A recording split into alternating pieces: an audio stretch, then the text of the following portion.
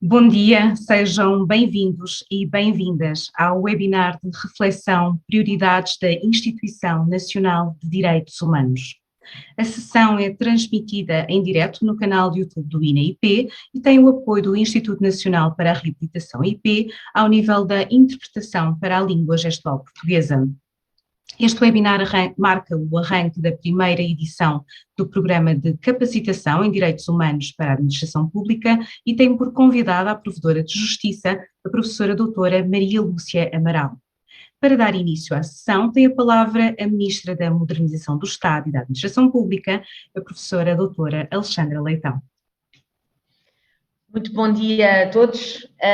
Deixem-me, em primeiro lugar, saudar esta primeira edição do Programa de Capacitação em Direitos Humanos para a Administração Pública e agradecer e dar os parabéns ao INA por esta iniciativa, na pessoa da sua Presidente, a professora doutora Luísa Neto, e agradecer muito em especial que a senhora Professora de Justiça, a professora doutora Lúcia Amaral, nos honre com a participação e a sua intervenção sobre as prioridades na Instituição Nacional dos Direitos Humanos, nos honre com a sua intervenção inicial nesta primeira edição e nesta primeira sessão. É seguramente a garantia da enorme importância e qualidade que vamos ter. Eu queria relembrar, em brevíssimas palavras, que este programa se insere nas linhas estratégicas da Resolução do Conselho de Ministros e do programa Nunca Esquecer em torno da memória do Holocausto, que teve várias iniciativas e que culmina com esta edição deste curso. Pelo que sei, foi um curso com 40 vagas abertas, todas preenchidas, o que é também um sinal muito importante e que eu registro com grande satisfação da adesão que o programa teve, que o tema tem e também da importância que os próprios trabalhadores da administração pública dão a um tema que, naturalmente e infelizmente, nunca foi tão atual. O tema dos direitos humanos e dos direitos fundamentais, enfim, numa vertente mais internacional ou mais nacional, é intemporal e sempre atual, mas há de facto momentos na nossa vida coletiva em que essa realidade se torna ainda mais premente e emergente. E naturalmente que o momento que hoje vivemos, com uma situação de guerra na Europa, em que assistimos em direto, talvez pela primeira vez em direto, pela primeira vez na Europa, a uma situação destas, com refugiados, com direitos humanos a ser violados diariamente, tornam tão mais premente aquilo que nunca pode sair da nossa agenda, que é exatamente a proteção dos direitos humanos. Nessa mesma linha, hoje mesmo foi publicado um despacho que, por sugestão do INA e com óbvia concordância da minha parte, um despacho que edita duas áreas estratégicas de formação na administração pública. A par com áreas que já eram consideradas estratégicas, como, por exemplo, a inovação ou o digital. Estas duas novas áreas estratégicas, hoje publicadas, são, exatamente, a formação para a promoção da cidadania, da participação democrática e dos direitos fundamentais e a formação para a valorização do interesse público e do serviço público. E esta determinação destas áreas como estratégicas, transversais e inerentes a toda a formação da administração pública é também algo que, num dia como hoje, se assinala a publicação do despacho e também esta primeira edição do curso. Queria ainda dizer, e já prestes a terminar para não me alongar, que registro ainda com muita satisfação que esta formação é dada em grande parte com a própria capacidade e conhecimentos práticos e teóricos desenvolvidos quer dentro da administração pública, com as entidades várias da administração pública que colaboram nesta edição do curso, mas também da, enfim, chamada sociedade civil, com associações como a APAV, como a PDS, como a Fundação Pro Dignitate, que também participam e que também demonstram uma outra coisa, um outro aspecto que tem sido marca neste novo INA, que é exatamente esta abertura da administração pública à sociedade e àquilo que são excelentes iniciativas da sociedade civil. E por isso seguirei com muito interesse e grande proveito a intervenção que segue da Sra. Provedora de Justiça. Vamos todos seguramente aprender muito e por isso, além de agradecer a todos os presentes que vão assistir e que participaram e que se inscreveram, reiterar a minha saudação ao INA, na pessoa da sua Presidente, e o meu agradecimento penhorado à Sra. Provedora de Justiça por esta participação nesta sessão inaugural. Muito obrigada a todos, uma boa sessão e ficarei ligada para aprender. Muito obrigada. Muito obrigada, Sra. Ministra. Tem agora a palavra a Presidente do Conselho Diretivo do INA-IP, Professora Doutora Luísa Neto. Muito bom dia, Sra. Ministra, Sra. Provedora de Justiça, caros formandos, caras entidades parceiras, a todos e a todos.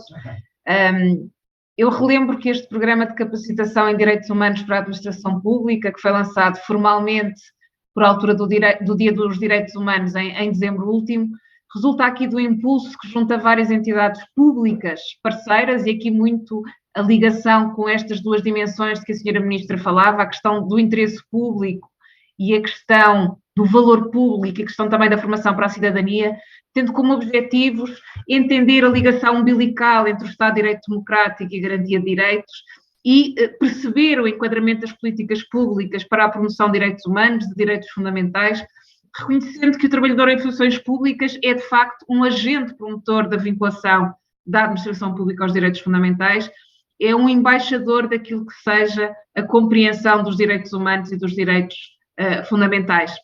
Esta identificação crítica da ameaça aos direitos humanos e fundamentais no acesso aos serviços públicos e naquilo que é a percepção de uma cultura generalizada de respeito deve, de facto, congregar-nos a todos. Este é um programa que tem uma duração total de 30 horas síncronas, começando por este webinar inicial de reflexão, para o qual contamos muito honradamente com a participação da Sra. Provedora, tendo depois 4 módulos de formação: Direitos Humanos, Dignidade e Cidadania, Direitos Humanos, Diversidade e Igualdade, Direitos Humanos, Bens e Serviço Público, Direitos Humanos e Acesso a Novas Formas de Administração, terminando depois com um webinar final de partilha e disseminação de conhecimentos. A Sra. Ministra dizia, as inscrições para esta primeira edição esgotaram rapidamente, contaremos ainda com uma outra edição em outubro deste ano. E eu dizia que esta foi uma vontade do INA, em primeiro lugar, mas também de várias entidades parceiras, mas diria também que é uma obrigação do INA enquanto Instituto Público, enquanto entidade pública. É verdade que o princípio da persecução do interesse público é o motor da administração pública, que a administração se atua, se move, funciona para prosseguir o interesse público, para prestar serviço aos cidadãos, mas o cidadão é o de facto hoje no Estado de Direito Democrático. Participa da cidade, da sociedade, não é o súbdito de um Estado absolutista, não é o cidadão socialmente indiferente do Estado liberal, não é um mero utente dos serviços gratuitos do Estado social. É um ator que partilha os poderes públicos com a administração e, portanto, deve necessariamente ser-lhe reconhecido um papel aqui comprometido. E se a administração está ao serviço do bem comum, do interesse público, a administração no Estado de Direito Democrático aceita e promove a participação dos cidadãos e, portanto, vale dizer que, neste sentido, o princípio da proteção dos direitos e dos interesses dos cidadãos é em si mesmo um subprincípio do Estado de Direito. E é assim que o fim de tudo é mesmo um recomeço. O Estado de Direito sempre funda a administração que o INA quer capacitar, a administração sempre serve os cidadãos. Pode parecer muito simples, mas é essa, de facto, aqui a nossa esperança comprometida e sobre nós, ou que sobre todos nós, recai esta responsabilidade de criar as condições para uma administração pública mais capaz, acentuando a vantagem de uma pluralidade que aqui se faz una entre a administração e o sentido da cidadania. Muito obrigada, uma proveitosa sessão, um proveitoso programa para aqueles que nela participam. Muito obrigada, professora. Como referido, esta conferência virtual assinala o início da primeira edição do Programa de Capacitação em Direitos Humanos para a Administração Pública. Esta formação e-learning e gratuita destina-se a trabalhadores e dirigentes da administração pública, integra 4 módulos e 2 webinars e tem a duração total de 30 horas. Neste primeiro webinar, os formandos vão ser desafiados a refletir sobre os direitos humanos, prioridades e desafios e têm a oportunidade de colocar questões à Sra. Provedora de Justiça. As perguntas devem ser colocadas no final da intervenção da Sra. Provedora, podendo os formandos fazê-lo através do chat, do bate-papo, ou enviando para mim, ou utilizando a funcionalidade de levantar a mão. Lembramos que este webinar é gravado, transmitido em direto através do canal de YouTube do INA. Damos agora início à intervenção da Sra. Provedora de Justiça, a professora doutora Maria Lúcia Amaral. Muito bom dia a todos, Senhora Ministra, muito bom dia. É um prazer voltar a vê-la, se é que podemos usar esta linguagem. Doutora Luísa Neto, Senhora Presidente do INA, é um imenso gosto estar aqui. Um caloroso abraço a todos e estas não são palavras de retórica habitual no início dos discursos e das conferências. Esta é uma palavra com muitíssimo sentido. A Provedoria de Justiça está grata por o INA, ao lançar este programa de capacitação em direitos humanos para a administração pública, ter pensado na Provedoria de Justiça para iniciar com um webinar de reflexão. E está grata por uma razão muito simples, é que a escolha, em termos institucionais, é muito adequada. E é adequada porque o programa visa, entre outras coisas, reconhecer que não há hoje ordem possível sem a proteção, ordem que concebamos como legítima, entenda-se, sem a proteção multinível de direitos, isto é, a proteção de direitos a cargo do Estado, da sua administração, a cargo de instituições supranacionais e a cargo de uma ordem global, desde logo incorporada no sistema das Nações Unidas, dizia eu que o programa parte desta asserção e partindo desta asserção, partindo de uma reflexão conjunta, articulada, sobre quais são os deveres do Estado na promoção e proteção destes direitos, nomeadamente através da sua administração pública. E como é que estes deveres estaduais se articulam com outros níveis de proteção e promoção, dizia eu que a Provedoria de Justiça está grata porque, de facto, a começar por ouvir o órgão constitucional provedor de justiça sobre este domínio é importante. E eu espero que se torne bem visível ao longo da minha intervenção, porque o motivo é importante. Se não tornar, a falta será toda minha, porque razões objetivas não deixam de existir. Isto por uma razão muito simples, é que o provedor de justiça de Portugal, embora poucos o saibam, quer no Estado, quer na sociedade civil, o provedor de justiça de Portugal é desde os finais do século passado, desde 99, Instituição Nacional de Direitos Humanos. Portanto, é preciso compreender o que é que isto quer dizer, que conceito é este. Eu começarei por aqui. Na realidade, eu procurarei colocar 3 perguntas fundamentais, às quais tentarei dar resposta, e que é esta. O que é a Instituição Nacional de Direitos Humanos?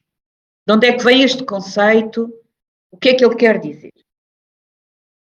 Por que bulas, por que motivos é que em Portugal a Instituição Nacional de Direitos Humanos, de acordo com os procedimentos e as normas de direito aplicáveis, é o provedor de justiça? Terceira pergunta. O que é que isto implicou ao longo de 2 décadas? O que é que o provedor de justiça tem feito nesta qualidade, depois de percebermos como é que se chega até aqui, o que é que ele tem feito nesta qualidade e o que é que ele deve fazer para o futuro. Estas são as 3 perguntas a que eu vou procurar dar resposta. E em primeiro lugar, que coisa é essa de Instituição Nacional de Direitos Humanos? A que coisa corresponde este nome? Eu estou perante uma plateia de formação muito diversificada. A senhora ministra, a doutora Alexandra Leitão, a doutora Luísa Neto e eu própria, nós temos a mesma formação, temos a mesma profissão, o que é um gosto e uma honra. Estou aqui entre colegas e amigas, somos todas juristas, mas este conceito, como veremos, tem uma matriz jurídica, mas ele deve ser abordado para além de todas as technicalities do direito. E, portanto, eu vou tentar apresentá-lo assim. Tanto mais, como já foi dito, esta technicality do direito, que parece sê-lo nos tempos que correm, mostra todo o seu sentido, todo o seu alcance e toda a sua raiz. Portanto, neste conceito eu vou explicar o que é uma Instituição Nacional de Direitos Humanos e como é que isto nasceu. O conceito Instituição Nacional de Direitos Humanos é um conceito de direito e é um conceito de direito internacional público. Mais concretamente, e no campo do direito internacional público, pertence ao chamado direito internacional de direitos humanos, ou ao sistema internacional de proteção de direitos humanos.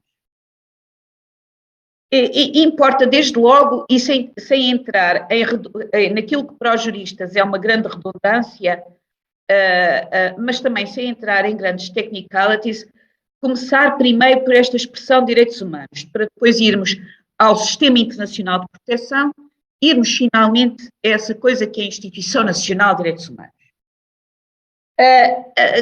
Já todos sabem que em matéria de direitos a terminologia balança um pouco entre direitos fundamentais e direitos humanos. O que importa perceber é que a raiz histórica, cultural e, diria eu, jurídica, de algum modo, é exatamente a mesma. É uma raiz de cultura, história, que começa com declarações dos finais do século XVIII, declarações de direitos na Revolução Francesa, na independência norte-americana, e que basicamente parte da ideia segundo a qual eu creio que esta é a matriz, é uma ideia, uma concepção de pessoa, uma concepção de poder político. Qualquer pessoa, pelo simples facto de o ser, merece, da parte do poder político que a governa, da parte da comunidade em que se encontra, igual consideração e respeito. Esta é a matriz. E daqui decorrem muitas outras obrigações. A do poder político não poder enclausurar senão essa pessoa, senão de acordo com as condições de direito, o de ser proibido a quem tem a força ameaçar a integridade física ou psíquica da pessoa, o dela ter o direito a exprimir-se livremente, a crescer espiritualmente de acordo com os critérios que entenda, e todos os outros que conhecemos que formam esta capa, este corpo de direitos, e que levam também o poder político inscrito em comunidades estaduais a ter também obrigações positivas quanto a permitir, a dever seguir as suas políticas de modo a permitir que esta pessoa floresça, cresça no âmbito de sociabilidade onde as suas condições de existência estejam minimamente preenchidas, através de trabalho, de educação, de saúde e de habitação. Ora bem, isto é a raiz. Isto é a raiz deste pensamento de direitos humanos, que na linguagem do direito a expressão é usada, os direitos humanos e os direitos fundamentais têm a mesma raiz, na linguagem do direito a expressão direitos humanos é usada no plano internacional. Direitos fundamentais no plano dos direitos internos. E a grande diferença está na capacidade de vinculação jurídica, de aplicação efetiva destes direitos fundamentais no plano interno ou dos direitos humanos no plano internacional. É que, sendo no plano interno, todas estas matrizes de valores e de deveres para os poderes políticos dos Estados, estando inscritas em cartas constitucionais internas, em constituições, são cotidianamente invocáveis e aplicáveis pelos tribunais. Tem a força cogente. Numa expressão inglesa, de matriz inglesa que se tornou dominante, são hard law. Pois bem, quando inscritas em cartas internacionais, que pretendem governar não a relação entre o poder político do Estado e os seus cidadãos internamente, mas a ordem do mundo, numa comunidade de Estados, nenhuma destas cartas tem eficácia congente. Hard law implica deveres precisos para os poderes políticos, que são desde logo os seus destinatários. Os direitos humanos é o termo que se aplica no direito internacional, porque o direito internacional é uma ordem possível nas relações entre Estados. Como estamos bem a ver. E como estamos bem a ver, depende, em última análise, da sua aceitação, da vontade de assumir compromissos e obrigações por parte desses mesmos atores essenciais, que são os Estados e Estados soberanos. E é neste quadro que os direitos humanos aparecem, portanto, como um corpo de direito, com a matriz comum aos direitos fundamentais, no plano cultural e histórico, basicamente com conteúdo, como viremos, não apenas semelhante, mas também indutor de desenvolvimentos estaduais, mas com uma eficácia jurídica de soft law, de direito brando, de direito de recomendação e não de eficácia cogente ou de cumprimento coativo. Na ordem internacional que temos ou tínhamos, eu não me vou aventurar por esses caminhos, mas que nós vemos todos os dias hoje qual foi o seu sentido e recordamos a sua gênese. Na ordem internacional que foi fundada nos escombros da Segunda Grande Guerra, em 1945, a matriz deste pensamento, desta raiz cultural que começa, de facto, nos finais do século XVIII, é completamente recuperada pela Carta das Nações Unidas e depois pela Declaração Universal dos Direitos Humanos. No entanto, embora estes valores sejam recuperados, a sua eficácia jurídica continua a ser limitada, como soft law, como decorre claramente da Carta das Nações Unidas, que é o ato fundador das Nações Unidas, da ONU, do seu artigo 7º, do seu artigo 2º, número 7, onde se diz claramente que nada do que ali se fizer pode implicar atuações congentes contra qualquer Estado, precisamente porque um dos pilares ancilares da Carta é a soberania dos Estados, a ideia de autogoverno e de autodeterminação dos povos e, portanto, a ilegitimidade de base de que qualquer intervenção externa que contraria estes princípios.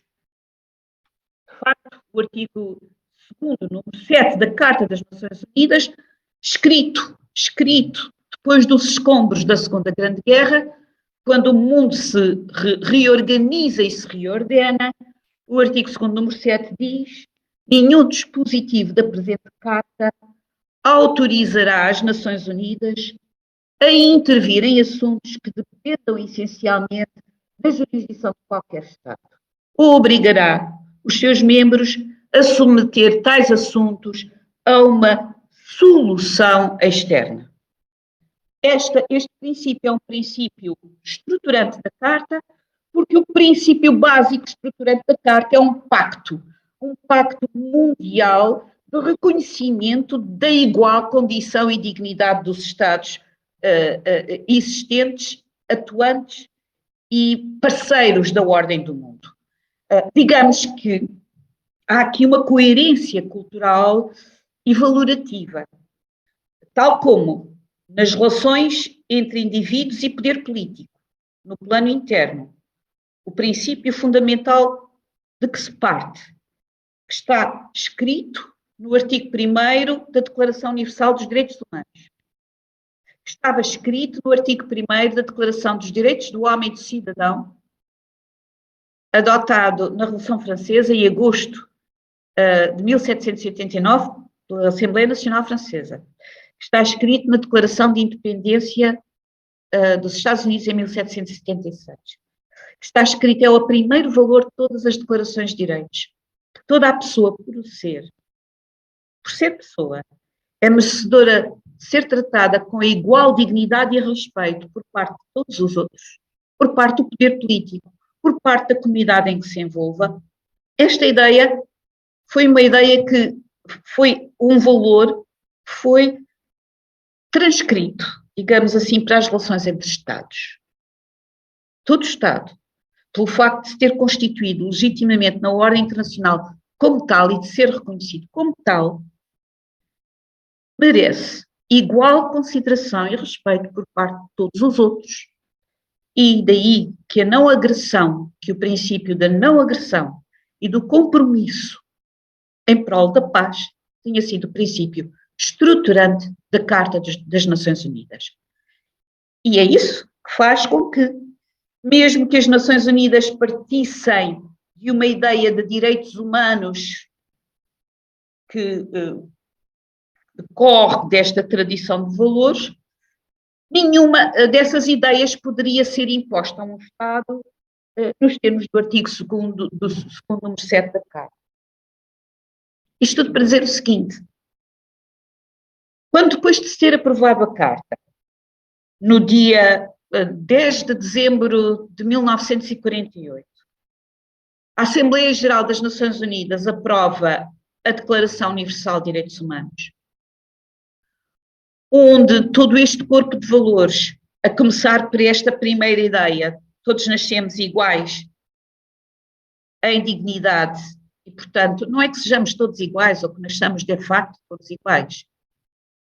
Não é isso, não é uma questão, não é uma asserção de facto, é uma asserção de direito. Todos devemos ser tratados com igual dignidade e respeito. É isto.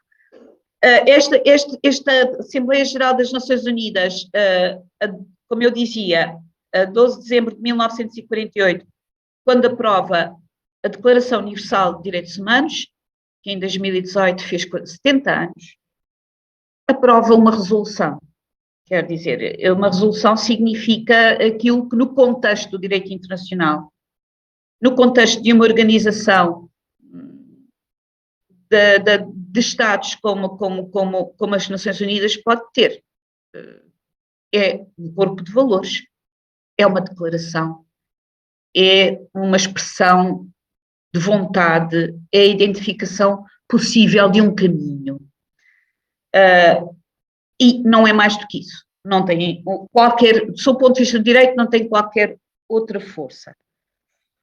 O que, no entanto, aconteceu depois de 48 e que marcou profundamente o mundo de que herdamos agora, e a forma como vivemos, e a forma como os Estados, como o português, se revêem neste corpo de valores, se organiza, é que o mundo não ficou parado nessa declaração de princípios, que é a Declaração Universal dos Direitos do Homem Humanos de 1948.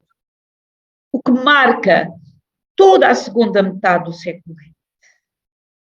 O que implicou a grande transformação do direito internacional público e, em última análise, a criação deste conceito misterioso, que é o de Instituição Nacional de Direitos Humanos, é que o mundo não ficou parado e depois da Declaração Universal de Direitos Humanos, a Assembleia, as Nações Unidas,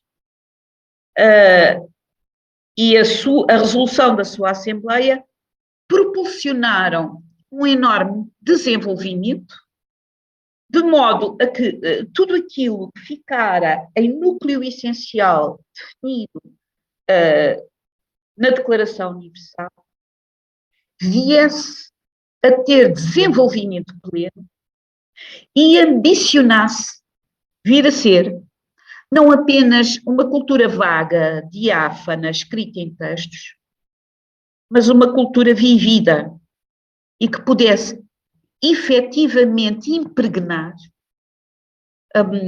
um modo de vida de cada povo e de cada Estado em torno de um projeto comum. E é assim que nasce aquilo que em direito nós chamamos como o direito internacional de direitos humanos e o sistema de proteção internacional de direitos humanos. Na segunda metade do século XX, aquilo que nós vimos assistir foi que, por propulsão das Nações Unidas e para dar desenvolvimento e efetividade àquilo que era uma mera resolução, que é a Declaração Universal, foram sempre celebrados tratados. Os tratados internacionais são acordos livres entre Estados. Não mais do que isso. São negócios, são obrigações mutuamente e livremente assumidas. Foram celebrados tratados entre Estados que foram desenvolvendo todos os princípios da Declaração. E eu vou dizer quais são. Há um núcleo essencial de 9 tratados que formam o chamado Sistema Internacional de Direitos Humanos. Na década de 60, o Pacto dos Direitos Civis e Políticos e o Pacto dos Direitos Económicos, Sociais e Culturais, que desenvolveu no essencial o espírito da Declaração Universal. Nos anos 60 ainda, a Convenção sobre a Eliminação de todas as formas de discriminação racial. Na década de 70, a Convenção sobre a Eliminação de todas as formas de discriminação contra as mulheres. Na década de 80, a Convenção contra a Tortura e outras penas cruéis, desumanas e degradantes. Em 1984. 1989, a Convenção sobre os Direitos das Crianças. Na década de 90, a Convenção sobre a Proteção dos Direitos dos Trabalhadores Migrantes e das suas famílias. E no século XXI, em 2006, a Convenção sobre os Direitos das Pessoas com Deficiência e a Convenção da Proteção das Pessoas contra os Desaparecimentos Forçados.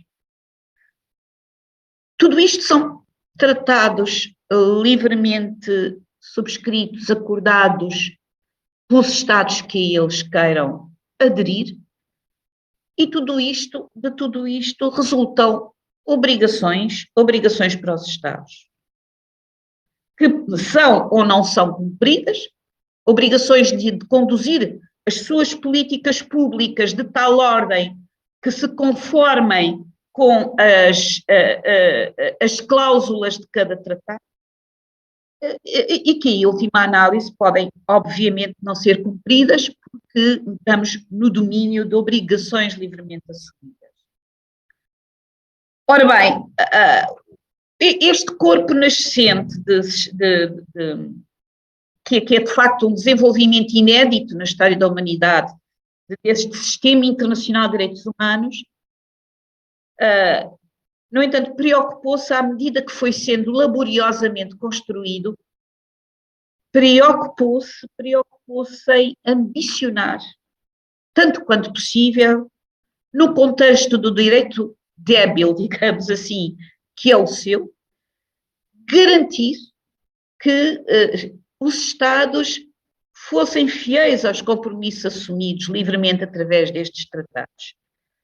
E, portanto, cada um destes tratados foi instituindo órgãos próprios, órgãos por eles próprios configurados e de natureza internacional, comitês, assim são chamados, compostos sobretudo por peritos independentes provenientes de vários Estados e que pudessem acompanhar e, de algum modo, no contexto das suas limitadíssimas e limitadas porque naturais fronteiras da ação, pudessem acompanhar a palavra, que eu acho uma palavra feia em português, mas é a palavra usada, monitorizar, porque disso se trata, o modo como cada Estado que tinha aderente a esta ordem nascente ia cumprindo as suas obrigações. E assim, cada um destes novos tratados de que eu falei tem, para além das obrigações que os Estados assumem quando os ratificam, depois tem uma parte que eu diria adjetiva, que diz o que é que se pode fazer para garantir que depois de os Estados terem ratificado, levam a sério as obrigações que assumiram. Os seus poderes públicos, os seus governos, levam a sério as obrigações que assumiram. E cada um deles institui um sistema próprio de monitorização, através, como eu disse, de órgãos que atuam internacionalmente, isto é, com total independência em relação aos poderes dos Estados, de que são nacionais as pessoas que os compõem. Portanto, órgãos compostos por pessoas que têm um mandato internacional e não nacional, e um mandato que fica circunscrito àquilo que podem fazer, que é acompanhar, avaliar como é que ao longo de todo o período, após a adesão formal do Estado, essa adesão é mais do que forma, é mais do que retórica, é um cumprimento efetivo de obrigações assumidas. Ora bem, é neste contexto, neste preciso contexto, desta tentativa para tornar este edifício do Sistema Internacional de Proteção de Direitos Humanos mais robusto, mais forte, mas de o equilibrar com o princípio ancilar da Carta das Nações Unidas, que é o respeito pela soberania de cada Estado, no sentido de que em nenhum momento a Carta e o que ela corporizasse pudesse traduzir em violações do princípio que a orienta também, que é o da igual dignidade e respeito de cada Estado e da sua ordem interna e da vontade do seu povo e da sua possibilidade de autogoverno e de autodeterminação.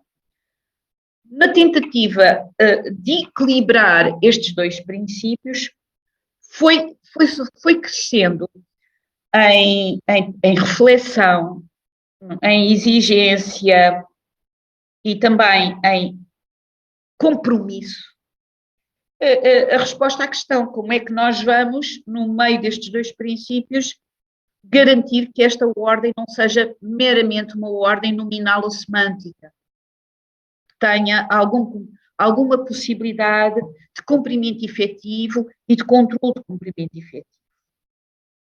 E neste contexto, também na segunda metade do século XX, durante quase 2 décadas, foi uma larga discussão que se fez no âmbito das Nações Unidas, que era o de saber se, para além dos comitês formados por gente proveniente dos Estados, mas completamente independente deles, sentados nas Nações Unidas, a olhar para cada tratado e para cada vida política de cada tratado, dos Estados que tinham assinado cada tratado. Para além disso, foi a discussão que se abriu, não seria bom se encontrasse em cada Estado uma instituição, que tinha de ser uma instituição muito sui generis, porque tinha de cumprir requisitos exigentíssimos de independência quanto ao poder político do Estado, uma instituição que no plano doméstico, junto do terreno, auxiliasse as Nações Unidas e os órgãos instituídos de Nações Unidas no cumprimento das suas funções de monitorização dos Estados. Que funções são essas, sobretudo? O que é que estes comitês podiam fazer e o que é que eles fazem? Como é que se ia monitorizando a vida dos Estados para saber se eles estavam ou não estavam de acordo com os princípios dos tratados que tinham subscrito? O instrumento fundamental, há outros, recomendações, queixas entre Estados, apreciação de queixas, mas o fundamental é aquilo que se chama a revisão periódica dos Estados. Os tratados, todos estes tratados, dizem que, X em X tempos, o governo do Estado que subscreveu o tratado vai ser chamado perante o comitê para relatar o que é que tem feito durante o último período, 4, 5 anos. É relatado, o relatório fica a cargo do Executivo, obviamente, normalmente em cada Estado é articulado do seu Ministério dos Negócios Estrangeiros, mas envolve a avaliação de toda a atuação do Estado, no plano executivo, no plano executivo, no plano executivo e no plano gestivo. Portanto, a ação da administração pública está aí de pleno inscrita e relatada. O relatório é apresentado a este comitê, que o avalia e que depois dá notas aos Estados, digamos assim. A ideia que eu ia dizendo que nos finais do século passado foi ganhando cada vez mais cor, é que estes comitês precisavam de ter um aliado no território de cada Estado. Mas que esse aliado tinha de ser, tinha de estar próximo dos cidadãos, da ação, mas que tinha de dar garantias de estrita independência quanto ao poder do Estado, sobretudo quanto ao poder executivo. E depois de muito se discutir, em dezembro de 93, através também de uma resolução que é a Resolução 48-134 das Nações Unidas, a Assembleia Geral da ONU aprovou uma coisa chamada Princípios de Paris, que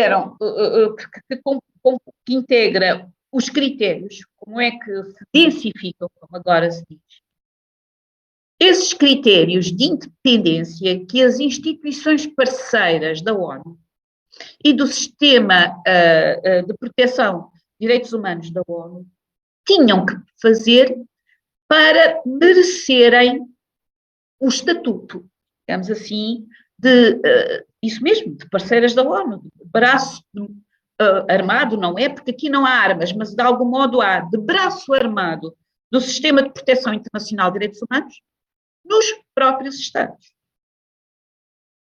Foi esta resolução, que é de 94, da Assembleia Geral da ONU, que criou essa tal misteriosa figura que é chamada Instituição Nacional de Direitos Humanos. Porque foi este nome que foi dado às instituições parceiras da ONU, que perfizessem os requisitos exigentes chamados princípios de Paris, particularmente o requisito da independência, e que, por um processo que eu já descreverei a seguir, seriam acreditadas pelo sistema da ONU como interlocutoras ideais desse sistema, mas no mundo interno, no mundo doméstico. É assim que nasce o conceito de Instituição Nacional de Direitos Humanos. É de uma resolução da Assembleia Geral das Nações Unidas que define os princípios exigentes que devem ser preenchidos para que haja uma instituição qualquer no plano interno, de direito interno, de vida interna dos Estados, que seja aliada dos comitês internacionais na avaliação periódica, não apenas, mas sobretudo nos procedimentos de avaliação periódica a que são submetidos os Estados, de acordo com os tratados de direitos humanos que eles livremente ratificaram. Ora, a outra pergunta é, e por que bulas é que em Portugal esta Instituição Nacional de Direitos Humanos, que é uma figura, como disse, é um conceito puro de direito internacional público, que nasce do sistema de proteção internacional de direitos humanos, que o direito internacional de direitos humanos prefigura, que nasce da evolução extraordinária na segunda metade do século XX, deste corpo de tratados. E a segunda pergunta é porque bula isto em Portugal vai calhar ao provedor de justiça, como é que aconteceu e depois o que é que ele tem de fazer para ser, para cumprir e exercer as competências que tem por causa disto. Mas então, como é que em Portugal isto calha ao provedor de justiça? Não foi só em Portugal que calhou ao equivalente ao provedor de justiça. E aí, perdoem-me, eu não tenho tido controle do tempo, não sei se estou ainda com tempo, senão peço desculpa, tenho. Tem Posso continuar? Sim, claro que ou sim, querem interromper agora? Como é que preferem? Podemos colocar as questões no final, sim. Pronto. Obrigada. É que se isto já é difícil em presença, assim à distância é uma grande, desculpem-me o paísmo, mas pode ser uma grande estucha. Mas eu vou continuar. Claro que sim, senhora professora, obrigada.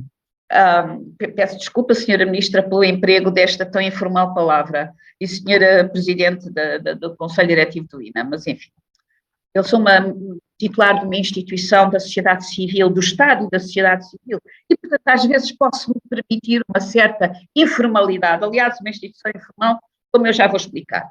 Então como é que o provedor de justiça de Portugal é a Instituição Nacional de Direitos Humanos? Depois o que é que ele tem de fazer para o ser? Ou porque o é. O provedor de justiça de Portugal é a Instituição Nacional de Direitos Humanos, como há muitos outros que o são. Por exemplo, o meu homólogo em Espanha chama-se Defensor del Pueblo. Também é a Instituição Nacional de Direitos Humanos. Na América Latina, esta noção de Instituição Nacional de Direitos Humanos está toda ela colocada nos ombudsman, no equivalente, eu já vou explicar o que é que esta palavra quer dizer, no equivalente ao provedor de justiça. Na Europa, isto é assim, por exemplo, na Áustria, é assim, por exemplo, eu tinha aqui na Grécia, na Checoslováquia, não tenho aqui a lista completa, mas também não interessa, já veremos porque é que não é generalizada, mas é muito frequente na Europa. Porquê? O que é o provedor de justiça? De que modo é que o português, de que modo é que o provedor de justiça em Portugal está acompanhado de instituições irmãs análogas, não só na Europa, como em todo o mundo? E por que bulas é que, em grande número delas, lhes calhou a qualificação de Instituição Nacional de Direitos Humanos? Eu aqui vou ser breve para não amassar devidamente as pessoas com a estucha, mas eu quero só recordar o seguinte. Em Portugal, o provedor de justiça é uma instituição muito antiga.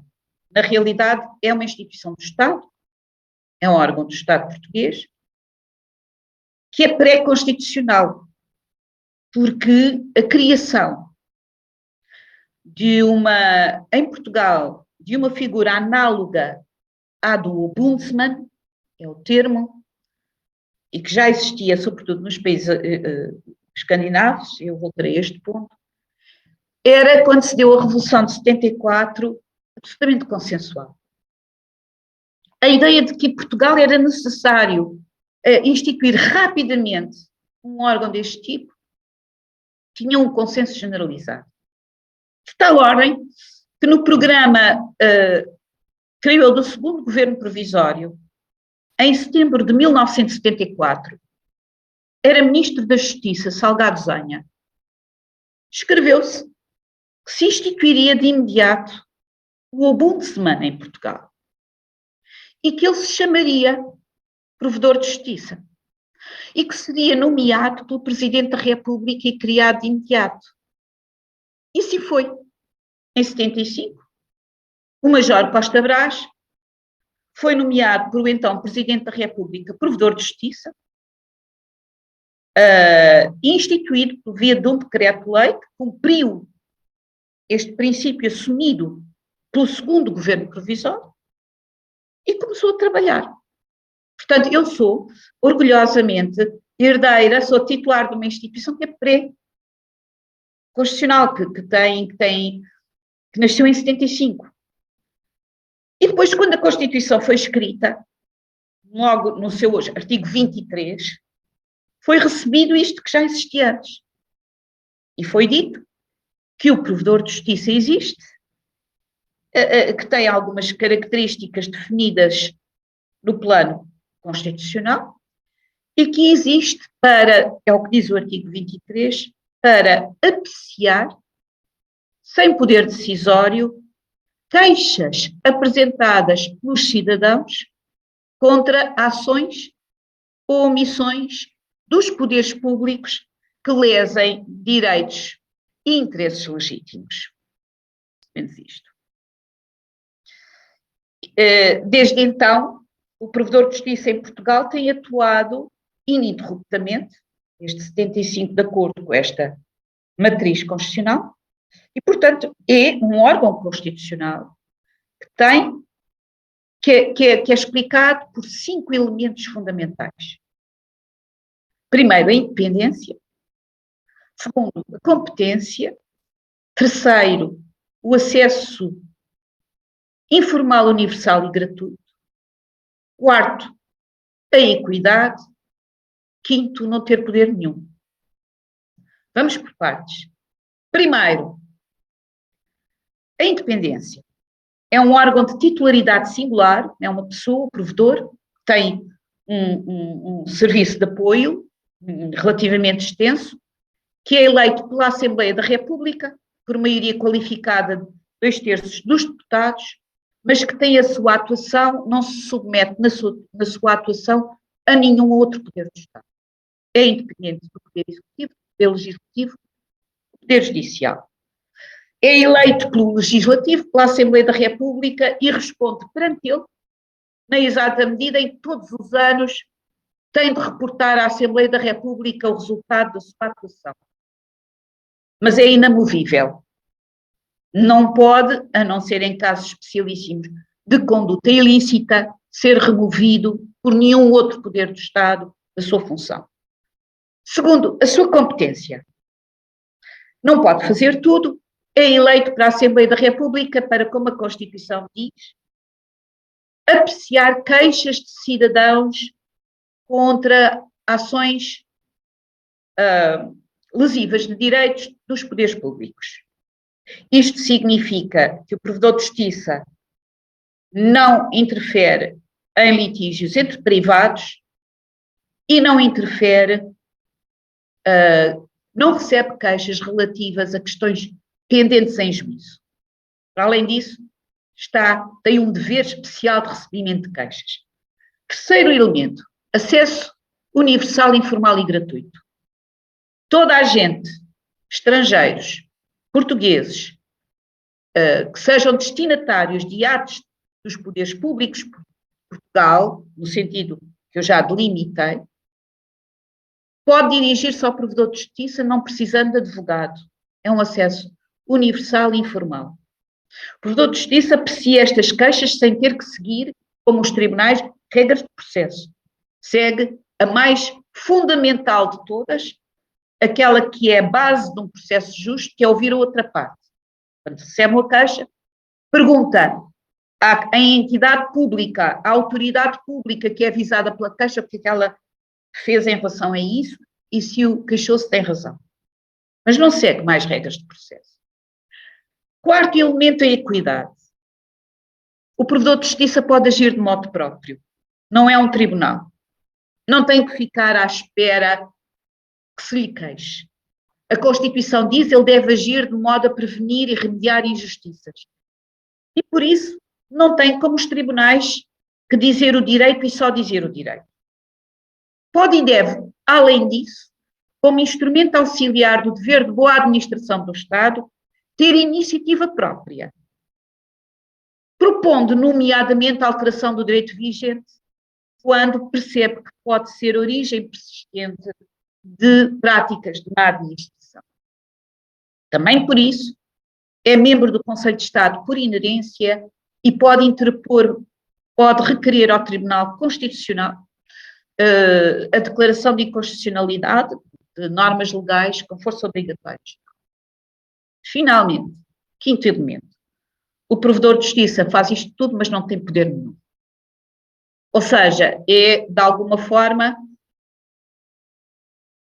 uma entidade contraintuitiva, que reúne elementos muito contraditórios, muito que geram alguma perplexidade e que dificilmente são compreendidos. Porque é como as instituições de direito internacional, soft law, porque as suas recomendações, se não forem acatadas, não valem nada. As suas propostas feitas à administração pública, se a administração pública não quiser responder, não valem nada.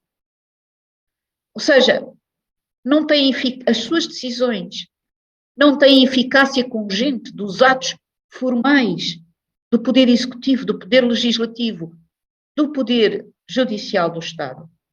É isso que o artigo 23 da Constituição diz quando diz que ele age sem eficácia decisória.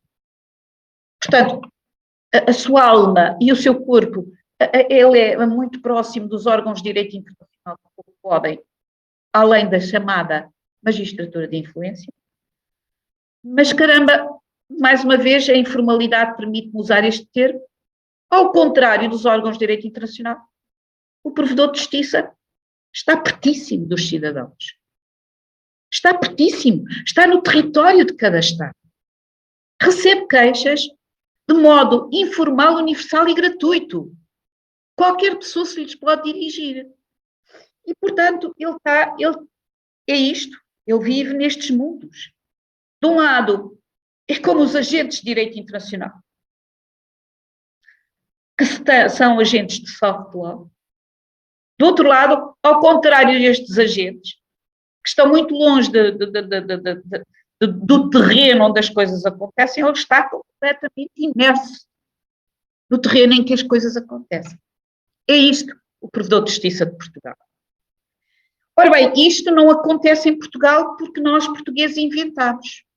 Uma instituição assim desenhada é uma ideia muito bela, acho eu, doem-me a expressão, mas é uma ideia que não nasceu em Portugal, que tem já quase 200 anos de existência, que começou a ser pensada nos países escandinavos, com o nome, por isso o nome internacional que se lhe dá é este, um nome de raiz sueca, Ombudsman, e que, a partir daí, espalhou-se por todo o mundo, com designações que, claro, que cada país depois afeiçoa à sua língua, às suas tradições nacionais, à sua cultura, esta instituição, mas tem nomes muito diferentes de acordo com as línguas. Por exemplo, em Portugal, como disse, Salgado Zenha batizou de provedor de justiça, aquele que provê imediata e informalmente à justiça que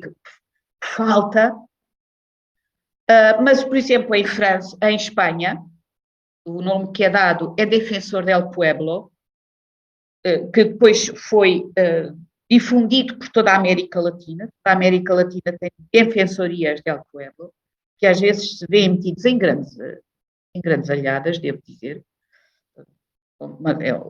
E em França o nome é Défenseur des droits, antes da revisão constitucional era Médiateur de la République, e assim por diante.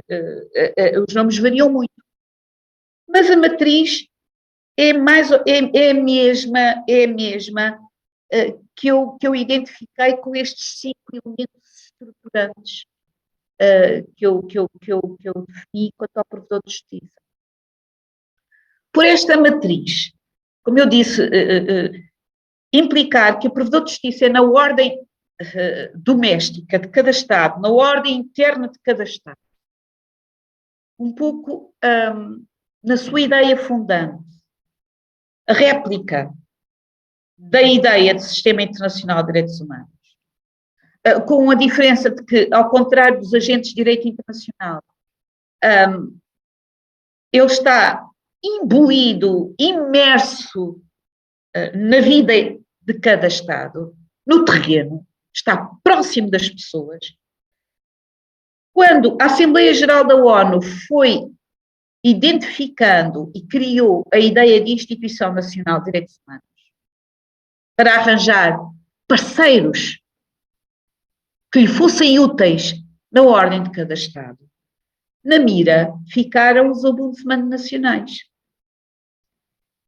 Ficaram os ombudsman nacionais que eram quase candidatos naturais a esta ordem de coisas. E o que se passou foi que, depois de 94, depois da Assembleia Geral das Nações Unidas ter instituído os tais princípios de Paris, onde se dizia haverá em cada Estado uma instituição nacional de direitos humanos, rigorosamente independente dos poderes políticos dos Estados, que nos ajudarão, sobretudo, na avaliação periódica de cada Estado, quanto ao cumprimento dos tratados. Mas a ideia foi logo que seria natural que se conjugassem esforços para que esta Instituição Nacional de Direitos Humanos fosse em cada Estado o ombudsman. E como é que isto se fez?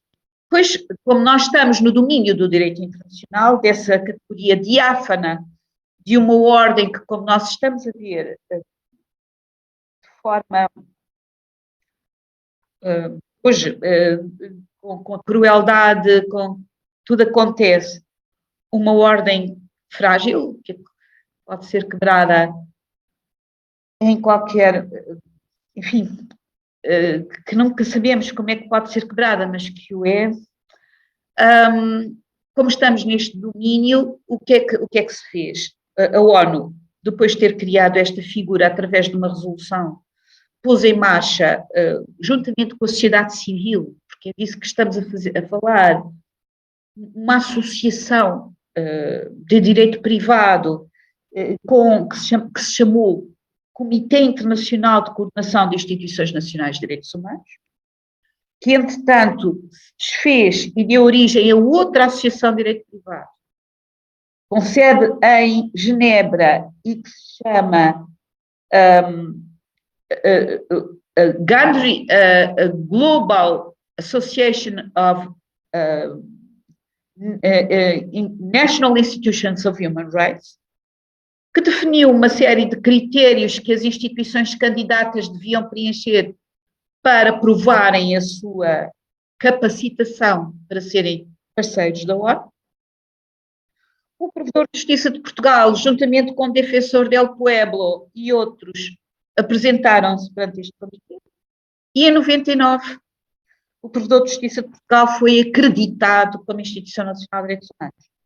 A acreditação tem sido renovada, já foi renovada 3 vezes, o que significa que o Provedor de Justiça de Portugal tem de ir a Geneve, tem de provar, sobretudo, a sua independência perante os poderes do Estado em que se insere, tem de provar a sua capacidade para ser um parceiro do sistema da ONU e depois, se o provar, é novamente acreditado nesta figura estranha para o direito, que é uma espécie de comissário da ONU, parceiro, braço armado, o que quer que seja. E é assim, e é desde 99 que o Provedor de Justiça de Portugal é a Instituição Nacional de Direitos Humanos. Há vários outros países da Europa, eu estou a pensar, por exemplo, nos países escandinavos, na Alemanha, em Itália, na Grécia e noutros que não sei por fora, mas vale a pena também fixar, não foi esta a solução seguida. Estes países resolveram criar instituições ad hoc, órgãos colegiais, compostos por agentes vários da sociedade civil para cumprirem a função de instituições nacionais de direitos humanos. Mas em muitos deles, como eu disse, nomeadamente com o nosso vizinho, a nossa vizinha Espanha, é o Provedor de Justiça que cumpre esta função. Outro ponto que quero dizer, se quem se der ao trabalho de ler os mais recentes manuais ou livros escolares de Direito Internacional Público sobre o Sistema Internacional de Proteção de Direitos Humanos, verá que a avaliação de 2 décadas da efetividade de atuação destas instituições é muito pequena. E é muito negativa. Quer dizer, nós estamos perante um domínio, um terreno que é, como vemos, como estamos a ver, de dificílima consecução, onde se colocam problemas delicadíssimos, e a intervenção do Provedor de Justiça nesta revisão periódica dos Estados, como a intervenção das instituições nacionais de direitos humanos nesta intervenção periódica dos Estados, acaba por ter, muitas vezes, um alcance de efetividade limitado naqueles Estados onde mais era necessário que tivesse. Por razões óbvias. O que é que se passa? Como é que isto se passa? Passa-se que cada tratado, e Portugal ratificou todos os 9 que compõem este corpo de Sistema Internacional de Direitos Humanos, prevê, como eu disse, que X em X tempos, normalmente 4, 5 anos, o Estado subscritor seja chamado a responder a uma série de perguntas e a relatar o que tem feito perante o comitê que foi instituído pelo tratado, que é o tal comitê independente com mandato estritamente internacional. E depois, o Estado apresenta o seu relatório, vai lá responder, normalmente vai a Geneve responder, e o comitê pede ao Provedor de Justiça, à Instituição Nacional de Direitos Humanos, que comente, que controle, que seja o que contra-argumente, que seja parceiro neste diálogo e que diga o que livremente tem a dizer sobre o relatório que o Estado apresentou. Basicamente, é isto que o Provedor de Justiça faz como Instituição Nacional de Direitos Humanos. Faz mais. Sempre que lhe pedem, sempre que estes comitês pedem, tem de prestar ajuda quanto a ações no terreno. Nem sempre é fácil. A última vez que me foi pedido que tal acontecesse e que nós contribuíssemos com isso foi de ajuda à Instituição Nacional de Direitos Humanos de Moçambique. Aí somos um parceiro privilegiado porque temos relações muito particulares com todos os países de língua portuguesa. Sempre que nos é pedido, nós temos de prestar contas quanto a inquirições, investigações que os comitês decidam levar a cabo quanto a setores muito particulares das políticas públicas nos domínios cobertos pelos tratados. E temos de estar à disposição do nosso parceiro internacional para fazermos isso. Mas o essencial está nisto. Sempre que o Estado é avaliado, isto quer dizer, sempre que o Ministério dos Negócios Estrangeiros tem de articular a resposta de todas as administrações sectoriais, todos os ministérios sectoriais, quanto àquilo que o dito comitê lhe pergunta, logo a seguir o Provedor de Justiça é chamado ao barulho e é convidado a apresentar o seu Shadow Report, assim se chama, o seu relatório sombra. Ora bem, isto já está longuíssimo, eu estou quase a acabar. É isto que significa que é uma Instituição Nacional de Direitos Humanos. Por que bulas é que o Provedor de Justiça de Portugal é a Instituição Nacional de Direitos Humanos?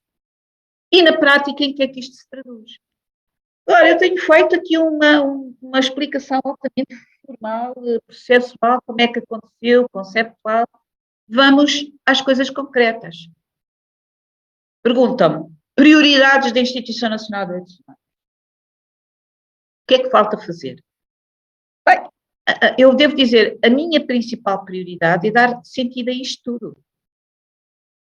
Porque a Instituição Nacional de Direitos Humanos tem o dever de ser o órgão estadual, por excelência, de promoção da cultura de direitos humanos da ONU. E que é a cultura, é a ordem constitucional portuguesa. E, portanto, o Provedor de Justiça tem aí que ter iniciativa, que é aquilo que a Constituição diz que ele tem. A Constituição diz que o provedor de justiça existe para prevenir e reparar injustiças. Qual é o conceito de injustiça que a Constituição aqui acolhe? Não é aquilo que passa pela cabeça de cada um, é aquilo que decorre do acervo de valores comuns que nos identifica como polis, como coletividade. E esse acervo de valores comuns foi o que nós recebemos. Foi o que nós temos na parte primeira da Constituição Portuguesa e coincide substancialmente com aquilo que foi sendo tecido na segunda metade do século XX no sistema de proteção internacional de direitos humanos. Portanto, o Provedor de Justiça de Portugal, como Instituição Nacional de Direitos Humanos, não tem mais do que o mandato que a Constituição logo em 76 lhe deu, de ter uma ação positiva, de ter iniciativa, de ter capacidade de influência para prevenir e reparar. E é isto essencial, que era a prioridade da Instituição Nacional de Direitos Humanos. O problema é que esta competência precípua que tem pela ordem internacional, que tem pela ordem interna, muitas vezes, e isso daí o provedor estará com as dificuldades correntes que nós todos temos no terreno e na vida cotidiana, está praticamente muito limitado pela outra vertente da sua atuação, que é de recebimento de queixas, em que cada vez mais pessoas recorrem ao provedor de justiça numa lógica de mediação administrativa, isto é, de resolução de cada caso concreto, de cada problema concreto, porque cada pessoa que aqui chega tem um problema muito concreto com as administrações que pretende ver imediatamente resolvido. E como o provedor de justiça é uma instituição com um dever especial de recebimento, fica aqui no dilema, na dificuldade, e a grande dificuldade é esta, conseguir fazer tudo. Ao mesmo tempo que intervém em cada caso, fazendo a mediação, procurando resolver o problema de cada pessoa que nos chega, e são muitas.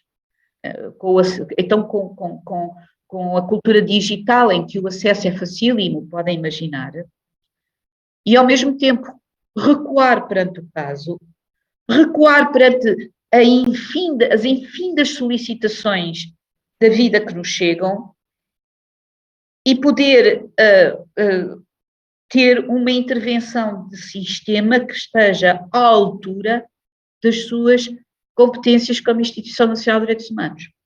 Devo dizer que a minha prioridade, neste momento, com toda a franqueza, é ser capaz de conciliar estas duas vertentes. Do Ombudsman, que resolve as questões concretas que lhe são submetidas, e do Ombudsman, que foi designado pela ONU como parceiro, como Instituição Nacional de Direitos Humanos e como parceiro do sistema internacional. A minha prioridade e neste momento estou completamente envolvida nela, de reorganizar de tal ordem a Provedoria de Justiça, de adequar os seus métodos de trabalho a uma procura crescente de forma exponencial, que ela tem sido alvo da sua vertente de mediação informal de resoluções, e de procurar o equilíbrio entre esta dimensão, que é de resolução de problemas, com a outra, que é de prevenção e de intervenção sistémica. E pela experiência que tenho tido já durante o primeiro mandato, eu direi que dentro de todos os corpos sectoriais de direitos humanos em que nós fomos chamados a intervir através desta parceria com a ONU, e foram eles a revisão periódica do Pacto dos Direitos Civis e Políticos, creio eu, a revisão periódica de direitos económicos, sociais e culturais e da Convenção dos Direitos das Crianças, pelo menos nestes 3 casos, foi seguro que tivemos uma intervenção intensa no diálogo com o sistema da ONU. Eu devo confessar que aquilo que mais me impressionou foi perceber o sentido disto tudo. Tem sentido. Vejamos a Convenção dos Direitos das Crianças. Portugal ratificou-a. É dos finais do século XX. Depois disso, as nossas políticas públicas em matéria de proteção da infância mudaram no essencial e mudaram por impulso da Convenção. E é tão visível que aí o direito internacional o direito internacional de direitos humanos teve uma eficácia, teve uma força de propulsão das nossas políticas públicas de forma evidente. Foi o caso mais evidente em muitos aspectos que eu poderia desenvolver. E também é evidente o quanto depois a otimização destas grandes linhas de mudança no terreno, na vida de todos os dias, embate com obstáculos que não somos capazes de controlar. E obstáculos que têm a ver com as nossas condições gerais de vida, digamos assim. Foi muito, muito evidente para mim a Convenção dos Direitos da Criança. Outro domínio sectorial dos direitos humanos em que todos os dias posso ver o sentido que isto tudo tem. É na outra convenção de que Portugal foi parte, e é parte, a Convenção para a Eliminação da Tortura e de outros tratos apenas cruéis, desumanos e degradantes.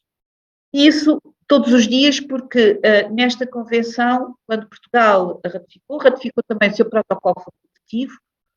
O protocolo facultativo obrigou a que a figura da Instituição Nacional de Direitos Humanos, genericamente concebida, fosse concretizada num órgão muito específico, com funções especiais de monitorização de lugares onde há pessoas privadas de liberdade, chamado Mecanismo Nacional de Prevenção, e o Provedor de Justiça também serve desse mecanismo.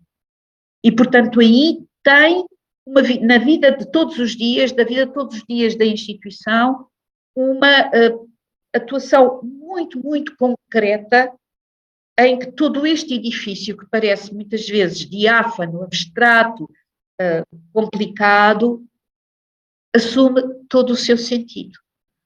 Como, aliás, já foi dito pela Sra. Ministra logo no início, todo o seu sentido está a assumir perante a viragem da história que estamos a observar.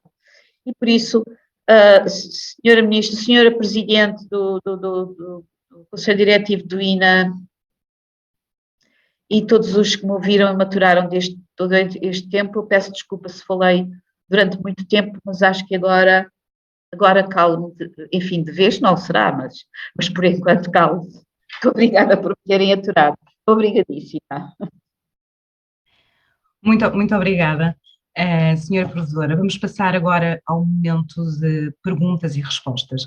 Podem ser enviadas através do bate-papo para mim, ou podem simplesmente levantar a mão, que é uma das ferramentas que o Zoom disponibiliza, para colocarem a questão.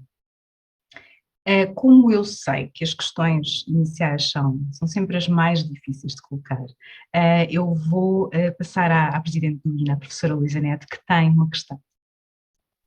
Pelo menos uma. Exato. Eu tinha me inscrito aqui subsidiariamente. Sr. Provedor, obviamente é sempre um gosto ouvi-lo, é sempre de uma sabedoria iluminante aquilo que vai partilhando connosco, e portanto queria lhe agradecer naturalmente por isso e dizer que é um privilégio uma vez mais esta ocasião.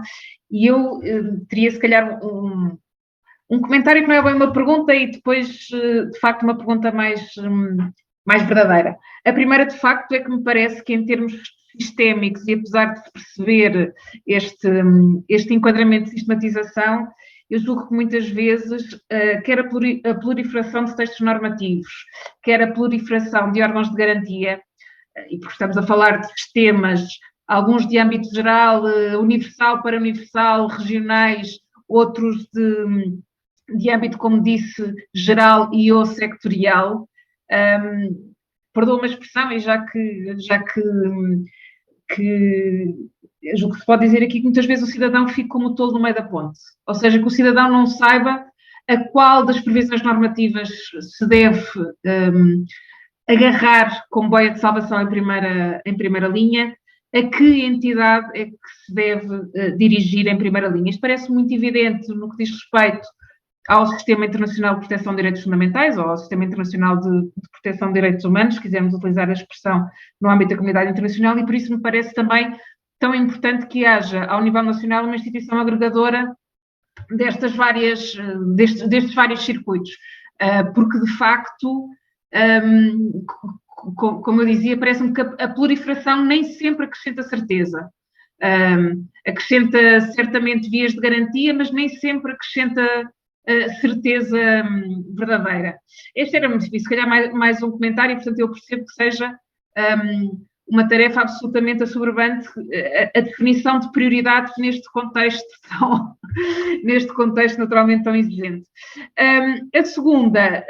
O segundo comentário, esse assim mais uma pergunta, tem que ver com aquilo que referiu, que me parece absolutamente essencial e que, aliás, também tem sido um objetivo agora renovado do INA, da colaboração, por exemplo, no contexto da CPLP, com os países de língua portuguesa, e nesta transmissão de valor, nesta cooperação estreita com aquilo que são as instituições de vindicação também de direitos fundamentais e direitos humanos nos países lusófonos, e gostava eventualmente de ouvir um bocadinho mais sobre essa relação com os congéneres nos países lusófonos. E muito obrigada. E já agora, só um terceiro ponto, parece-me que um outro exemplo que se poderia dar daquilo que é a alteração do ordenamento jurídico em consonância com uma convenção que Portugal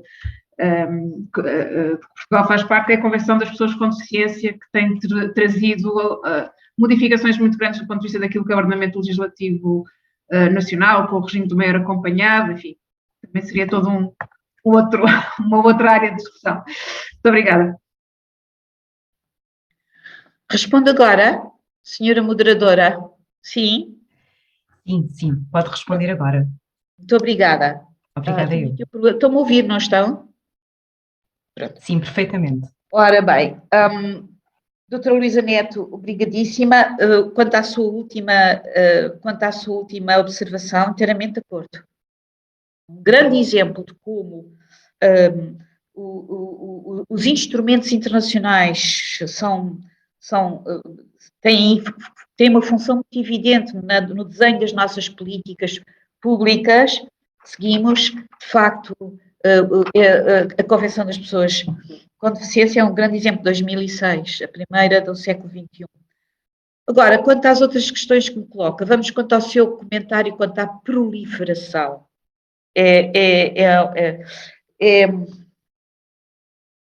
Há uma reflexão importante de fazer sobre isso, e que o cidadão fica no meio da ponte.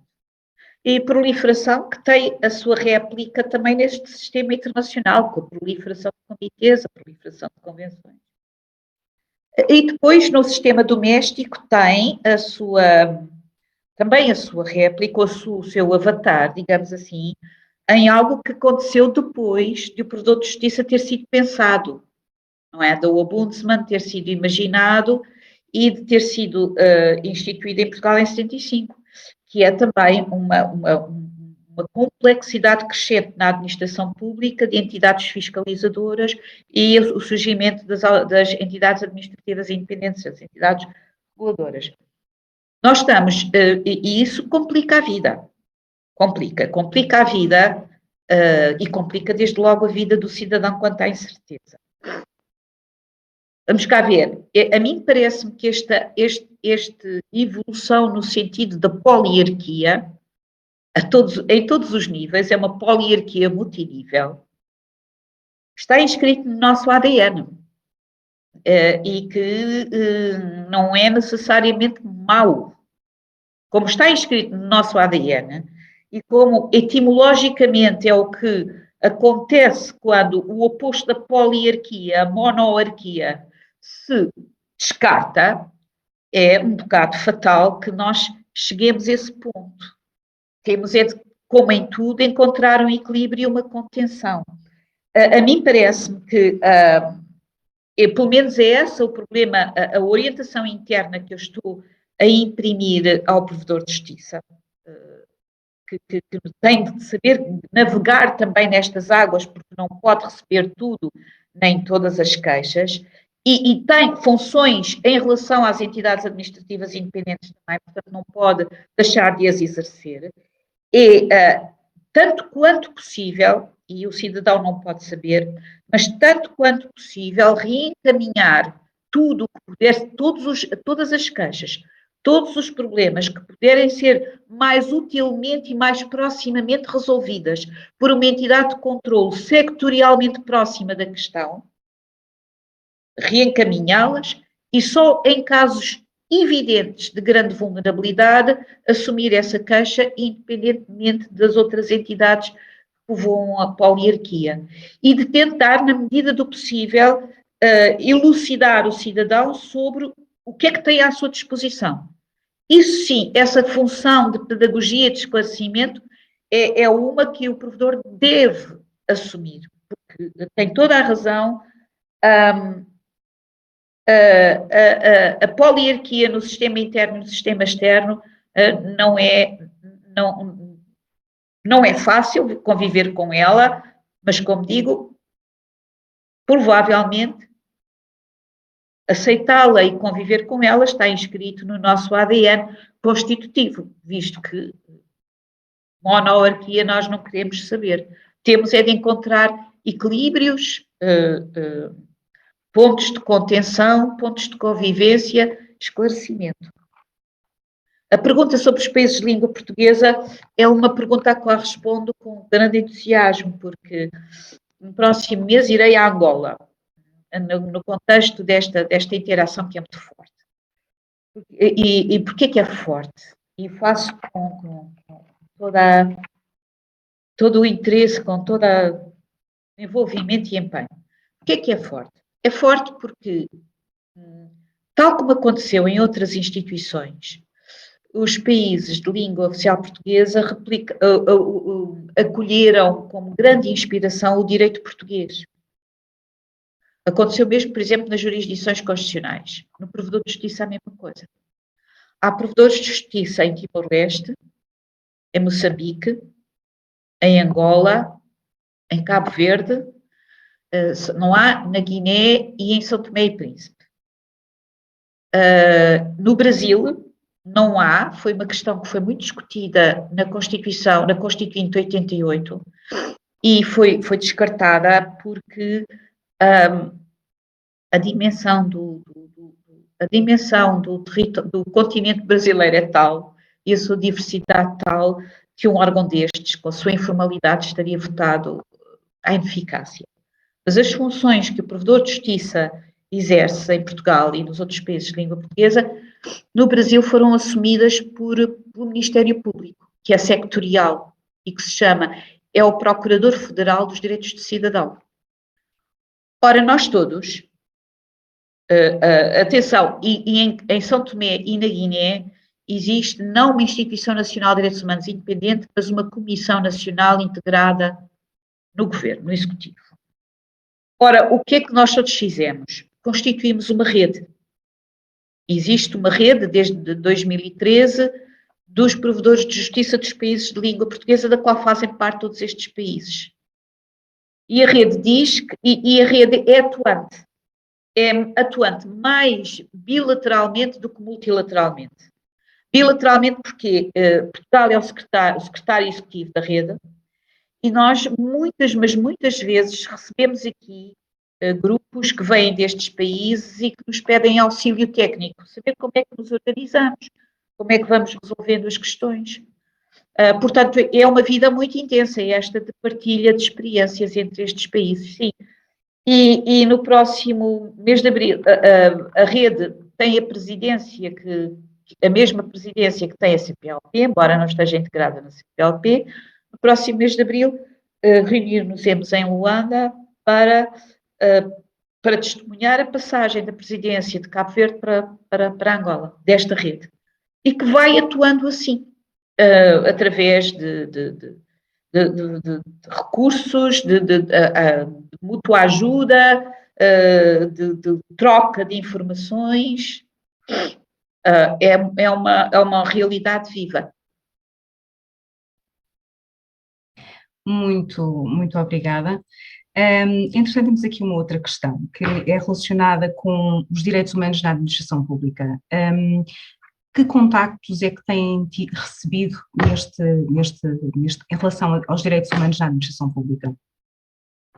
Isso tem aumentado?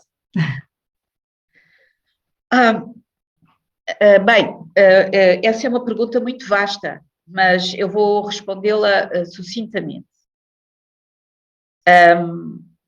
A nossa vida cotidiana é dialogar com entidades administrativas das quais se queixam as pessoas, os cidadãos que vêm ter connosco. Os cidadãos que vêm ter connosco queixam-se de problemas múltiplos, que para eles são terríveis, que não conseguem resolver, mas que não têm propriamente a premência, a fundamentalidade, a dimensão existencial básica que a noção de direitos humanos tem. Nós estamos perante uma vida cotidiana. O ano passado, por exemplo, tivemos um recorde histórico de queixas, 11.550 que instruímos, que perguntámos às entidades administrativas, que resolvemos, procuramos resolver no caso concreto, através de mediação, mas a maior parte, a esmagadora maioria dessas questões, que são as questões que chegam ao provedor, que são as questões que afligem as pessoas, têm que ver às áreas essenciais, são o mau funcionamento dos serviços de segurança social, estão em causa prestações que chegam com atraso ou com deficiências inexplicáveis, e a nossa atuação aí é muito intensa, porque os serviços de segurança social são a presença do Estado prestador em todo o território, são de uma complexidade de organização e administrativa muitíssimo grande. Muitíssimo grande. Vêem-se abraços com dificuldades operativas muito grandes, e, portanto, nós aí funcionamos verdadeiramente como mediador. E os problemas que nos chegam, enfim, vamos cá ver, são problemas fundamentais das pessoas, mas não têm a dimensão dos problemas de direitos fundamentais ou de direitos humanos. Nós estamos a falar, terão na sua repercussão, mas não imediatamente. Estamos a falar de coisas muito precisas.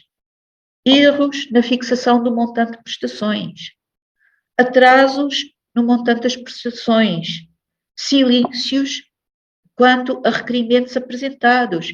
Esta é a vida cotidiana.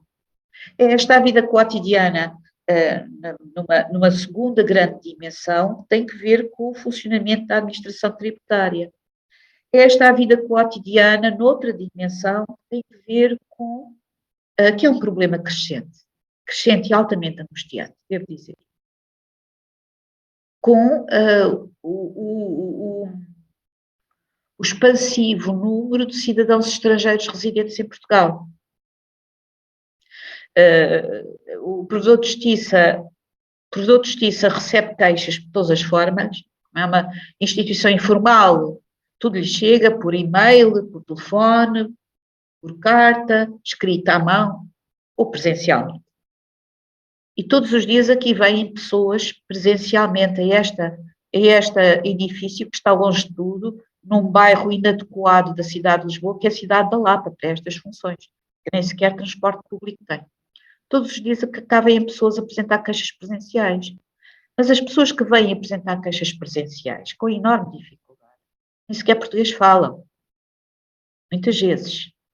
E vêm apresentar queixa presencial porque não conseguem falar por telefone, nem falam por e-mail, nem por escrito. São pessoas que entraram em território português para trabalhar como imigrante e que vêm e que têm muitas dificuldades com a administração portuguesa na obtenção na regularização da sua situação. Esse é um problema que tem vindo a crescer cada vez mais. E esse sim. Esse tem uma reverberação de direitos humanos altamente preocupante. A mim parece-me que nós temos que ter responsabilidade por quem acolhemos sob as nossas telhas, não é? Esse é o problema que mais preocupa. Perdão? Tem verificado um aumento significativo deste número sim, são as queixas que mais têm aumentado, as queixas dos estrangeiros, porque nós temos uma comunidade estrangeira residente em Portugal e imigrante, nunca tivemos uma tão elevada comunidade, e ela foi mudando de natureza e de teor. E cada vez recebemos mais pessoas para vir trabalhar que pertencem a um horizonte linguístico, cultural, completamente diferente do nosso e que recorrem muito a nós para resolver problemas de mediação com a administração portuguesa com o qual nem sequer se consegue entender e por isso vêm aqui presencialmente. São as únicas pessoas que vêm presencialmente. Já presencialmente. Em esmagadora maioria é. Portanto, é isto, quanto à pergunta tão vasta que me tinham concluído, eu direi, quer dizer, a fundamentalidade de direitos humanos, a urgência de atuação, a urgência de capacitação de responsabilidade. Em que área é que eu a vejo? Eu não tenho a menor sombra de dúvida. Vejo-a na área dos estrangeiros. Senhora Professora, temos aqui uma questão de João Roque. João Roque, pode ligar, por favor, o som e colocar a questão. Muito obrigado. Senhora Provedora, Senhora Ministra, Senhor Presidente do INA, indiretamente à questão, Senhora Provedora, e pegando no que a Senhora Provedora estava a indicar, considera que no papel da Provedoria seria mais eficaz, até para responder de forma mais ágil e rápida a questões sensíveis como estas que estamos a falar dos direitos humanos, se a ação da Provedoria fosse vinculativa, ou considera ao contrário que pelo diálogo, pela concórdia, torna-se mais eficaz o papel de mediador do provedor? Obrigada. Muito obrigada, João Roque, pela sua pergunta. Considero que está bem assim. E que ser vinculativa, João Roque, se viesse a ser vinculativa, mudava de natureza. E eu não sei o que é que seria. Porque nesta dimensão nós fazemos duas coisas, não é? Alertamos, prevenimos, temos de ficar atentos. Somos, como eu costumo dizer, aquilo que identifica o provedor de justiça. E por isso ele é eleito pela Assembleia da República. Isto tudo tem um sentido. É que ele tem de ser um auxiliar do Estado, tem de ajudar o Estado a cumprir o dever de boa administração. E nessa medida é uma espécie de ponte entre a sociedade civil e o Estado. Numa sociedade aberta, num mundo constitucionalmente plural como o nosso, num Estado de direito democrático, organizado de acordo com as regras do pluralismo político-democrático, pontes entre a sociedade e o Estado, ligações entre a sociedade e o Estado, há muitas. Mais uma vez, doutora Luísa Neto, aqui a poliarquia é a regra. A imprensa é um instrumento de ligação entre a sociedade e o Estado. Os sindicatos são um instrumento de ligação entre a sociedade e o Estado. A liberdade de associação, quando exercida, serve para isso. O provedor de justiça tem a particularidade de ser uma coisa em forma de assim, que é um elo de ligação entre a sociedade e o Estado que pertence ao Estado. É a presença do Estado na sociedade.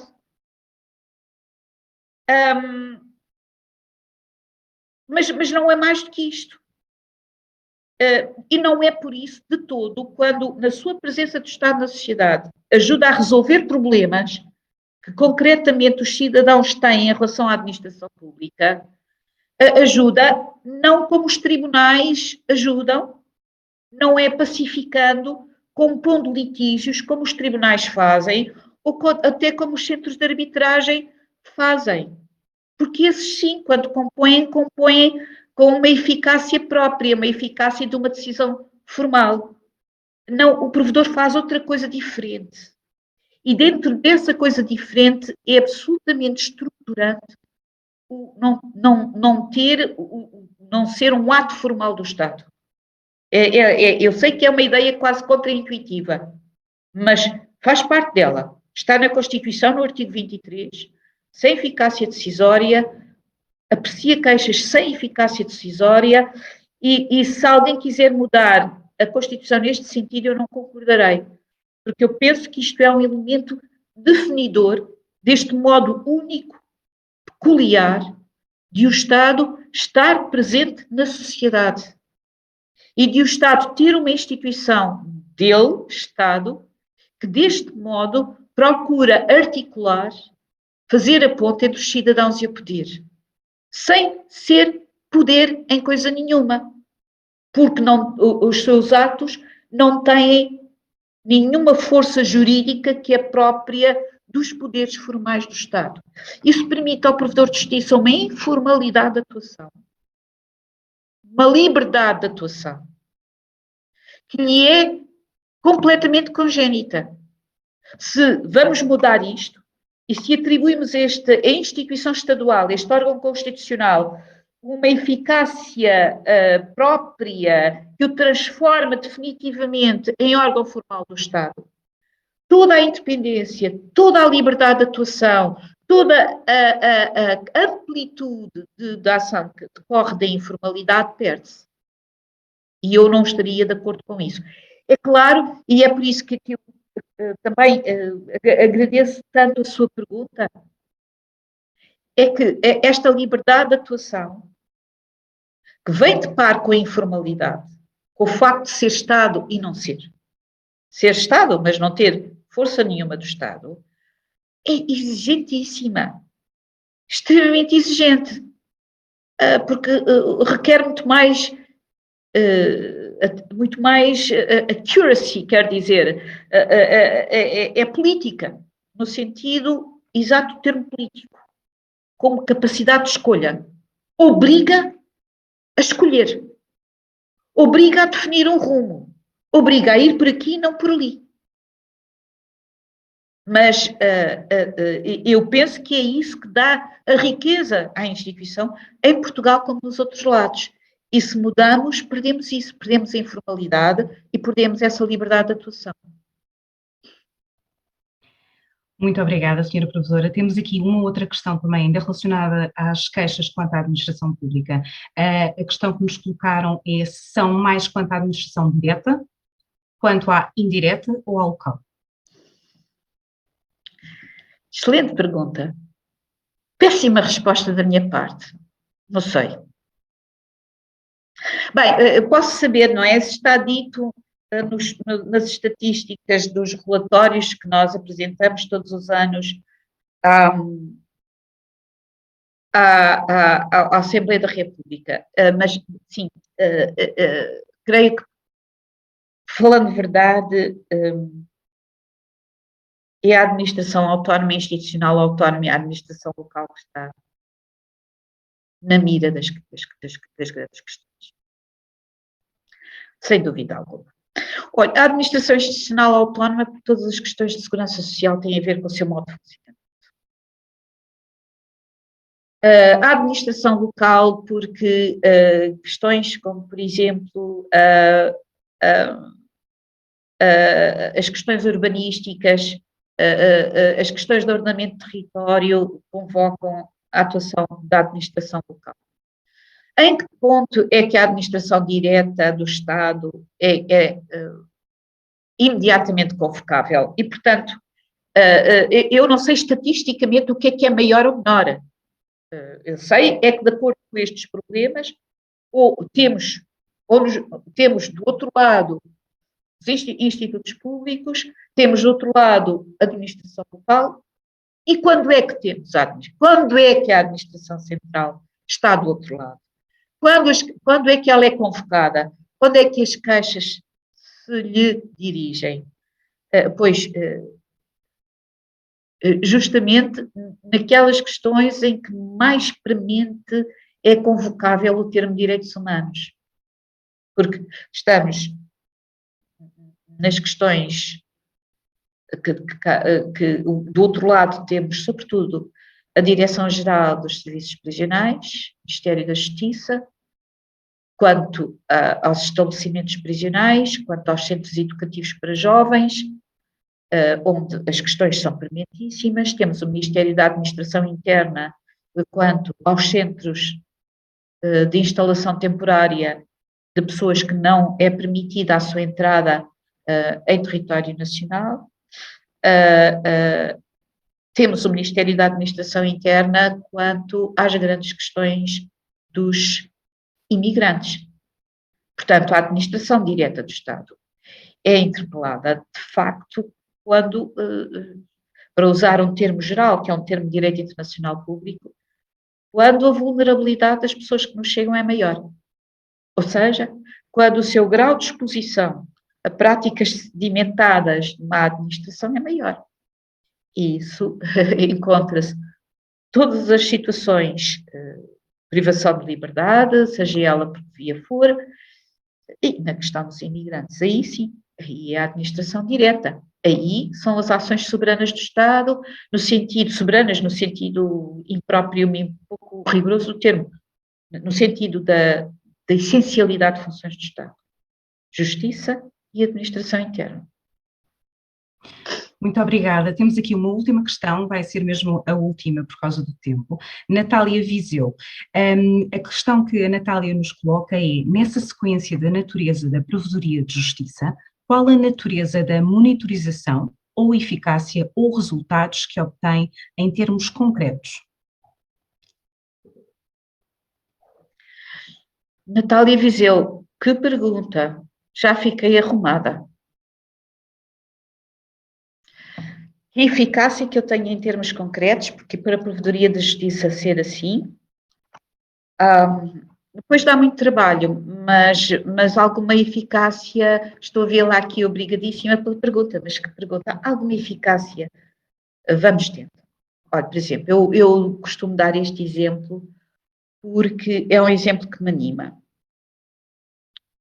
Os meus antecessores, Menezes Pimentel e Nascimento Rodrigues, levaram a cabo um esforço imenso de inquirição, investigação, estudo de todo o sistema prisional português.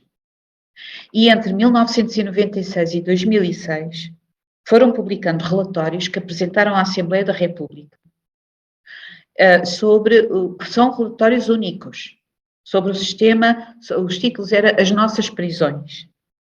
Eram os estabelecimentos prisionais, suas condições. Eu penso que nos podemos orgulhar legitimamente do facto de termos tido influência nas políticas públicas neste domínio. Por exemplo, dou este exemplo. É claro que o grau de influência, de eficácia, como diz, quando se vive nesta condição, da qual, como eu expliquei ao seu colega João Roque, por exemplo, a minha opinião, posso estar enganada, mas eu creio que não devemos, que o Provedor de Justiça português não deve renunciar a ela, a dimensão de informalidade como diz a Constituição, sem poderes decisórios, não deve renunciar a ela. Pois ter influência, quer dizer, é muitíssimo mais difícil. Mas será tanto mais conseguido quanto a sua voz for independente e livre. E uma voz independente e livre não pode não pode ter poderes decisórios, está a ver? Corre-se o risco da irrelevância, corre. Mas também faz parte. Vamos cá ver, nunca se é totalmente irrelevante por o seguinte, é que na vida cotidiana, e se fosse irrelevante, não tínhamos a quantidade imensa de queixas que temos. Estamos verdadeiramente assoberbados. não se é irrelevante, porque é como eu disse, a função informal de mediação administrativa é feita com grande eficácia. Em quase 80% dos casos que nos chegam, as questões são resolvidas pela mediação, pela interação informal entre o queixoso e a administração, em que se consegue ultrapassar as deficiências. Isto para mim é importante e é invisível. Mas para mim também, devo dizer, Natália, que a mim me sabe muito a pouco, porque não é esta a função. Isto resolve o problema de quem cá chega, mas como não se repercute num output sistémico quanto ao que é que poderia ser resolvido, não resolve o problema dos outros. Por isso eu disse que andava aqui numa encruzilhada a tentar reequilibrar as funções. Muito obrigada.